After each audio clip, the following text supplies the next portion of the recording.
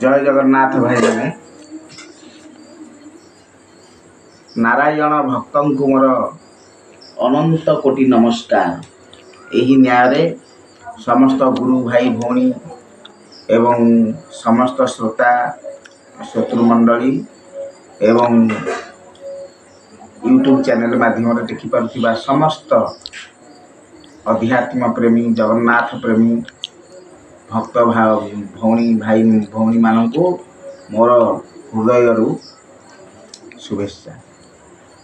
आज पाठ होची महाप्रभु श्री जगन्नाथ एवं तांको भक्त भक्त केमिति प्रभु को तांकर हृदय कथा को प्रभु को सी जनाउछन्ति। रचना करिवा लोक होउछन्ति जगत गुरु ठाकुर श्री श्री अभिराम परमहंस लिखिले कौन अखिल ब्रह्मांड कर्ता मो जीवन स्वामी प्रभु अखिल ब्रह्मांड कर्ता मो जीवन स्वामी गते आओ नाही पाई अच्छी भ्रमी भ्रमी मोते दियत व प्रेम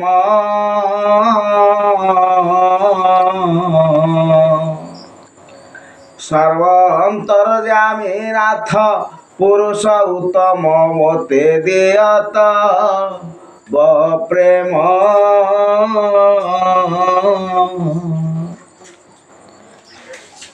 भाई मैंने ये गीतटी को कहीं आज मन होची आपण मानक सम्मुख रे उपस्थापन करिया पई ना मु जेते बेले परमहंस ठाकुर को जानी भी नथिली माने ये गीतटी सुनी कि मो प्रभु को प्रति आकर्षित है तांको जो जने भक्तर जो भावना को केमती जने प्रभु पाखरे उपस्थापन करि परिछि एभली संसार रे विरल ये भावना सहजरे उद्रेक हुए नहीं। ये हूँ समर्पण भावर गीत कहले अखिल ब्रह्मांड कर्ता मो जीवन स्वामी अखिल निखिल ये सब शब्दर अर्थ हूँ सामग्रिक भाव संसार जाक जी व्यापी अखिल अखिल कहले पूरा सबू ता भीतर पशिगला तेणु अखिल ब्रह्मांड एमती कोटि कोटि ब्रह्मांड जी अधीश्वर अखिल ब्रह्मांड कर्ता से मध्य हूँ मो जीवनर स्वामी। तेणु महापुरुष केमती कही मोर गर्भे सीना आपण रही आपण गर्भे मुई ये शरीर रे मु बोले जो जिनसटा से कौ जिनसटा हूँ मु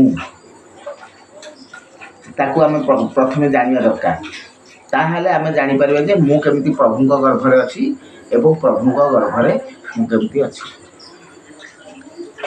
तो से कहले सर्व अंतर्यामी नाथ पुरुष उत्तम मते दिय तब प्रेम मु जन्मी जन्मी भ्रमी भ्रमी एमती अनेक जन्मरु अनेक शरीर धारण करी आसिकी प्रभु को आम खोजी भक्त से खोजी भक्त खोजी खोजी शेष जदि तार खोजा कौन शेष हम जो दिन से तार निजर गुरु को पाई गुरु आउ कहीं नहीं से निजे हूँ ठाकुर तेणुक तार जीवनर कल्याण करने निमंते तार जीवन को त्राण करने प्रभु ताकू सीतिकी भल पाती बोली गुरु रूप धरिकी आसिकी पहुँची ठाकुर लिखिना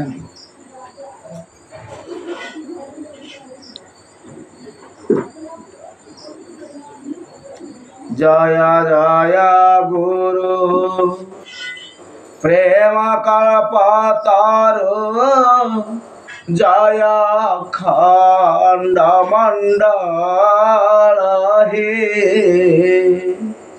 जय जय गुरु प्रेम कल्पतरु जय खंड मंडल हे आदि एही शिर विक्रय होइछि आदि एही शिर विक्रय होइछि तुम्हारे पाद कमल हे जय जय व्यापक जगतरे तुमे गुरु एक ही जय जगत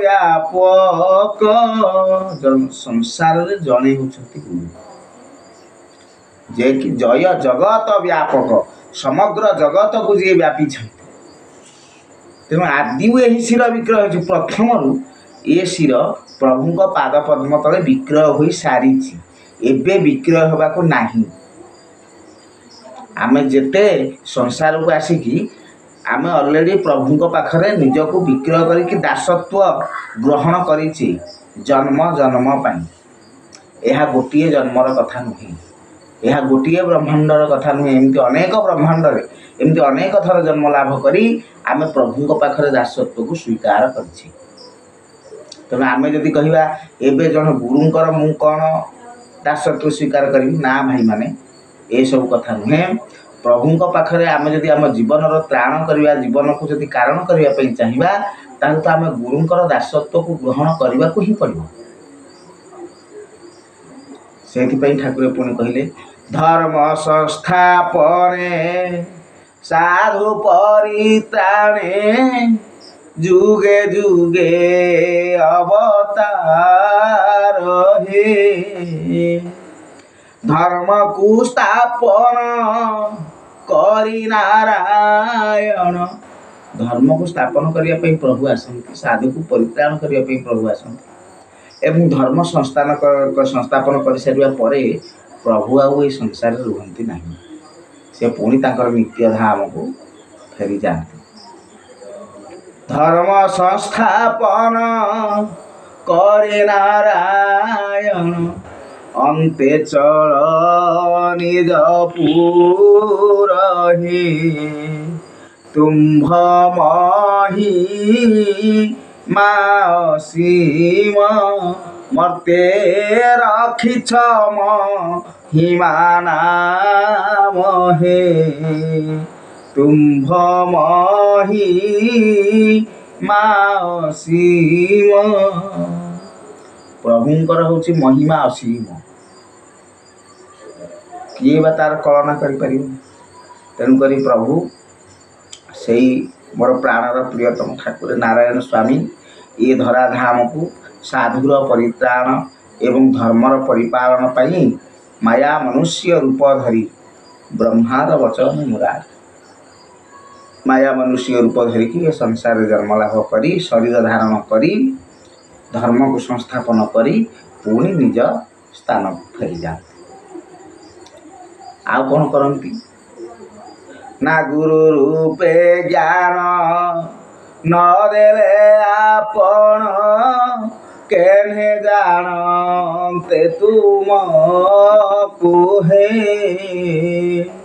गुरु रूपे ज्ञान न देले आपण केन्हे जानते तुम कुहे तुम्भ छड़ाऊ आहे महाबाबू किए अच्छी तारिबा कुहे ठाकुर परमहंस कहते जे गुरु रूप यदि आपण ज्ञान नदेवे ताले आपण को किए केमिति बा जानि परिबा आपण निजे आपणक विषय रे आपणकर ठिकाना आपणकर गति विषय रे जे पर्यंत न कहते केही मध्य जानि परिबे नाही तेणु कहे अभिराम बाई तुम्भ कृपा जहा ताहा होई हे प्रभुंकर कृपा जहा थाए ताहा ही होई थाए तो भक्त सेठे कौन कहूची ना अखिल ब्रह्मांड कर्ता मजीवन स्वामी गति आउ नाही पाई अच्छी भ्रमी भ्रमी मते दिय तब प्रेम प्रेम होची कौन प्रेम गोटे होची वात्सल्य प्रेम गोटे होची मधुर प्रेम गोटे होची शांत गोटे होची दास्य गोटे सख्य ये होची प्रेमर पांचटी भाव तेणु कौ प्रेम प्रभु देवे बोली आम मागुचे भक्त पुणी कहूँ ଯାହା ମୁଁ କରଇ ଅନ୍ତର ବାହ୍ୟରେ ରହି, ଯାହା ମୁଁ କରଇ ଅନ୍ତର ବାହ୍ୟରେ ରହି, ସବୁ ଜାଣୁଥାଅ ଅନ୍ତର ବାହ୍ୟରେ ଥାଇ, ଲୁଚି ପଳାଇ ବି କାହିଁ।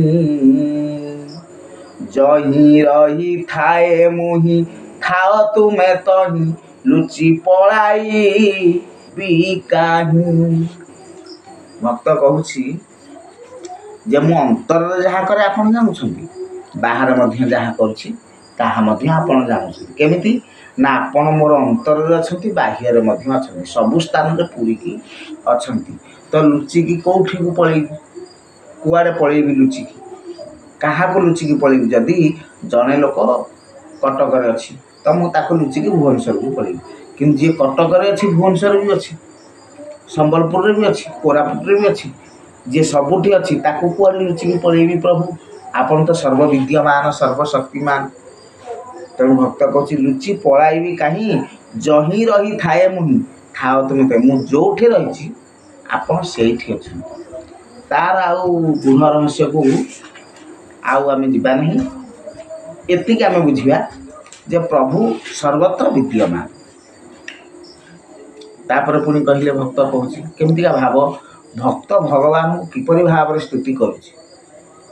ତୁମେ ତ ଆକାଶ ମୁହିଁ ବୋଲାଏ ପବନ, ପ୍ରଭୁ ତୁମେ ତ ଆକାଶ ମୁହିଁ ବୋଲାଏ ପବନ, ତୁମ୍ଭେ ପରା ସିଂହ ମୁହିଁ ଅଟେ ମହାବନ, ବନ ନଥିଲେ କେଶରୀ। ରହିକି ପାରିବ କହ ମୋ ହୃଦ ବିହାରୀ, ବନ ନଥିଲେ କେଶରୀ। ଠାକୁର ମୋର କହୁଛନ୍ତି ପ୍ରଭୁ ତୁମେ ହେଉଛ ଆକାଶ, ତୁମେ ତ ଆକାଶ ହିଁ ବୋଲାଏ ପବନ, ପବନ ସେ ଆକାଶରେ ହିଁ ରହେ। ତେଣୁ ପୃଥିବୀ ପୃଷ୍ଠଠାରୁ 1600 କିଲୋମିଟର ପର୍ଯ୍ୟନ୍ତ ପବନର ଗତାଗତ ରହିଛି। ସ୍ଥିର ହୋଇକି ରହିଲେ ସେ ବାୟୁ, ଏବଂ ଯେତେବେଳେ ଗତି କରେ ତା ନାଁ ହେଉଛି ପବନ। ତେଣୁ ପୃଥିବୀ ଗତି କରିବାରୁ ତାର ଚତୁଃପାର୍ଶ୍ୱର ବାୟୁମଣ୍ଡଳ ମଧ୍ୟ ଗତି କରୁଛି। ତେଣୁ ଇଏ ସବୁ ଆକାଶର ଗର୍ଭରେ ହିଁ ହୋଇଥାଏ। ତେଣୁ ସେ କହୁଛନ୍ତି ଯେ ପ୍ରଭୁ ତୁମେ ହେଉଛ ଆକାଶ, ମୁଁ ହେଉଛି ପବନ, ତୁମ୍ଭେ ପରା ସିଂହ ମୁହିଁ ଅଟେ ମହାବନ, ତୁମେ ହେଉଛ ସିଂହ ଏବଂ ମୁଁ ହେଉଛି ମହାବନ। ଏଠି ଓଲଟିଗଲା, ବଦଳିଗଲା। ମାନେ ଆକାଶ ଗର୍ଭରେ ବାୟୁ ଅଛି, ଏଠି ମହାବନ ଭିତରେ ସିଂହ ଅଛି। ଏଠି ପ୍ରଭୁ ହେଉଛନ୍ତି ସିଂହ ଏବଂ ଭକ୍ତ କହୁଛି ଏ ଶରୀରଟି ମୋର ହେଉଛି ମହାବନ, ଏ ବନ ଭିତରେ ପ୍ରଭୁ ଆପଣ ଖେଳୁଛନ୍ତି। ସିଂହ ହେଇକି ଅରଣ୍ୟପତି ହୋଇ ସାଜିଛନ୍ତି। ଏଇ ଅରଣ୍ୟର ଆପଣ ହେଉଛନ୍ତି ପତି। ଯଦି ଏ ଶରୀର ନ ରହିବ ପ୍ରଭୁ ଆପଣ କେଉଁଠି ରହିବେ? ହେ ବନ ନଥିଲେ କେଶରୀ, କେଶରୀ ଅର୍ଥ ସିଂହ। ରହିକି ପାରିବ କହ ମୋ ହୃଦ ବିହାରୀ, ବନ ନଥିଲେ କେଶରୀ। ପୁଣି ଠାକୁର ଆଉ କ'ଣ କହୁଛନ୍ତି? ମୁହିଁ ନିଶି ତୁମ୍ଭେ ଶଶିଆ ହେ ଦୟାମୟ, ମୁହିଁ ନିଶି ତୁମ୍ଭେ ଶଶିଆ ହେ ଦୟାମୟ। ମୁଁ ହେଉଛି ରାତି ଏବଂ ଆପଣ ହେଉଛନ୍ତି ଚନ୍ଦ୍ର। ଯେମିତି ଚନ୍ଦ୍ର ବିନା ରାତି ଶୋଭା ପାଏ ନାହିଁ, ସେମିତି ଆପଣଙ୍କ ବିନା ଏ ଶରୀର ମଧ୍ୟ ଶୋଭା ପାଇବ ନାହିଁ। ତେଣୁ ମୁହିଁ ନିଶି ତୁମ୍ଭେ ଶଶିଆ ହେ ଦୟାମୟ, ନିଶି ବିନା ଶଶି ଶୋଭା ପାଇବ କି କହ, ମୋତେ ଭୁଲିଛ ହେ ବନ୍ଧୁ। ଦିନ ସରୁ ନାହିଁ ମୋର ବସି କାନ୍ଦୁ କାନ୍ଦୁ, ମୋତେ ଭୁଲିଛ ହେ ବନ୍ଧୁ। ଠାକୁର ମୋର କହୁଛନ୍ତି ଯେ ମୁଁ ହେଉଛି ନିଶି, ଆପଣ ହେଉଛନ୍ତି ଶଶି। କିନ୍ତୁ ଯଦି ରାତ୍ରି ନଥାନ୍ତା ତାହେଲେ ଚନ୍ଦ୍ର କ'ଣ ଶୋଭା ପାଆନ୍ତା? ତେଣୁ ବିନା ରାତିରେ ଚନ୍ଦ୍ର ମଧ୍ୟ ଶୋଭା ପାଇବେ ନାହିଁ ଏବଂ ଚନ୍ଦ୍ରଙ୍କ ବିନା ମଧ୍ୟ ରାତ୍ରିର ଯେଉଁ ଅନ୍ଧକାର ସେ ମଧ୍ୟ ଆହୁରି ଅଧିକ ଘଟି ଯାଇଥାଏ। ଲୋକମାନେ ମଧ୍ୟ ଚଳପ୍ରଚଳ କରିପାରନ୍ତି ନାହିଁ ଏବଂ ଚନ୍ଦ୍ର ବିନା ମଧ୍ୟ ରାତ୍ରି ଶୋଭା ପାଇବ ନାହିଁ ଏବଂ ରାତି ନଥିଲେ ଚନ୍ଦ୍ରକୁ ମଧ୍ୟ କେହି ଦେଖିପାରିବେ ନାହିଁ। ତେଣୁକରି ସେ କହୁଛନ୍ତି ହେ ପ୍ରଭୁ, ହେ ଠାକୁରେ, ଆପଣ ମୋତେ ଭୁଲି ଯାଇଛନ୍ତି। ଯେମିତି ମୁଁ ଆପଣଙ୍କ ବିନା ମୂଲ୍ୟହୀନ ଏବଂ ଆପଣ ମଧ୍ୟ ମୋତେ ଆଶ୍ରୟ ନ କରିଲେ ଆପଣଙ୍କର ମଧ୍ୟ ଶୋଭା ଆଉ ବେଶୀ ବର୍ଦ୍ଧନ ହୋଇପାରିବ ନାହିଁ। ଏଠି ଭାବରେ ପ୍ରଭୁଙ୍କୁ କୁହାଯାଇଛି କିନ୍ତୁ ଆମ ବିନା ପ୍ରଭୁଙ୍କର କିଛି ବି ଅସୁବିଧା ହୋଇନଥାଏ। କିନ୍ତୁ ପ୍ରଭୁ ଭକ୍ତ କହୁଛି ଯେ ପ୍ରଭୁ ତୋର ଭକ୍ତମାନଙ୍କୁ ନ ନେଇକି ତୋର ଲୀଳା ତୁ କେମିତି କରିବୁ, ତୋର ଶୋଭା କେମିତି ବର୍ଦ୍ଧନ ହେବ ପ୍ରଭୁ। ତେଣୁ ଆହୁରି କହୁଛନ୍ତି ମୁଁ ହିଁ ଯନ୍ତ୍ର ତୁମେ ଯନ୍ତ୍ରୀ ସବୁ ଯୁଗେ ଯୁଗେ। ମୁଁ ଯନ୍ତ୍ର ଆପଣ ହେଉଛନ୍ତି ଯନ୍ତ୍ରୀ ସବୁ ଯୁଗରେ। କିନ୍ତୁ ଏ ଯୁଗରେ ଏଇ ସମୟରେ ବର୍ତ୍ତମାନ ସମୟରେ ସାମ୍ପ୍ରତିକ କ୍ଷେତ୍ରରେ ମୁଁ ଯନ୍ତ୍ରୀ ନହେଲେ ତୁମ୍ଭେ ଖେଳିବ କା ସଙ୍ଗେ ମୋର ବୁଝା ଠାକୁର। ହେ ମୋର ବୁଝା ଠାକୁର ବୁଝାଇବ କିଏ ତୋତେ ସାଧ୍ୟ ଅଛି କାର ମୋର ବୁଝା ଠାକୁର। ଭକ୍ତ କହୁଛି ପ୍ରଭୁ ମୁଁ ହେଉଛି ଯନ୍ତ୍ର ଆପଣ ହେଉଛନ୍ତି ଯନ୍ତ୍ରୀ କିନ୍ତୁ ହେ ଠାକୁରେ ମୁଁ ଯଦି ଯନ୍ତ୍ରୀ ନ ହେବି ତାହେଲେ ମନେକର ଆପଣଙ୍କର ଲୀଳା କାର୍ଯ୍ୟ ଯେଉଁ ହେଉଛି କେଉଁଠି ମେଳା ହେଉଛି କେଉଁଠି ଅଷ୍ଟପ୍ରହରୀ ହେଉଛି କେଉଁଠି ଯଜ୍ଞ ହେବ ହୋମ ହେବ କେମିତି ଆପଣଙ୍କର ପୂଜା ହେବ ସେଥିପାଇଁ ଯଦି ମୁଁ ଯଦି ଚେତା ସ୍ୱରୂପ ନ ଧରିକି ଯଦି ତା'ର ଆୟୋଜନ ନ କରିବି ପ୍ରଭୁ ଆପଣଙ୍କର ଲୀଳାଟି କେମିତି ହେବ। ଅବଶ୍ୟ ମୋର ମନ ମଧ୍ୟରେ ପ୍ରଥମ ଯେଉଁ ଶ୍ରଦ୍ଧାଟା ଉପୁଜେ ଏ କାର୍ଯ୍ୟ କରିବା ପାଇଁ ଯେଉଁ ଇଚ୍ଛା ପ୍ରକାଶ ହୁଏ ଇଚ୍ଛାମୟ ଇଚ୍ଛା ସିନା ଯାହା କରିବ ବନ୍ଧୁ ହେ କେ କରିବ ମନା ସେ ସବୁର ଅଙ୍କୁରୋଦ୍ଗମ ଆପଣ ହିଁ ସୃଷ୍ଟି କରିଥାନ୍ତି। ତେଣୁ ମୋର ଅବୁଝା ଠାକୁର ବୁଝାଇବ କିଏ ତୋତେ ସାଧ୍ୟ ଅଛି କାର। ପୁଣି ଠାକୁରେ କହୁଛନ୍ତି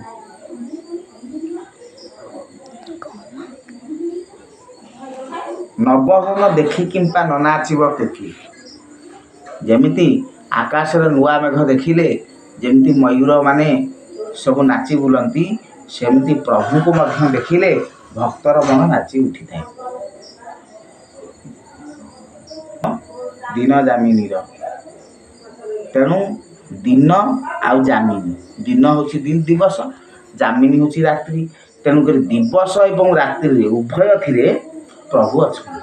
ଦିନରେ ଦିନମଣି ଏବଂ ରାତିରେ ହେଉଛନ୍ତି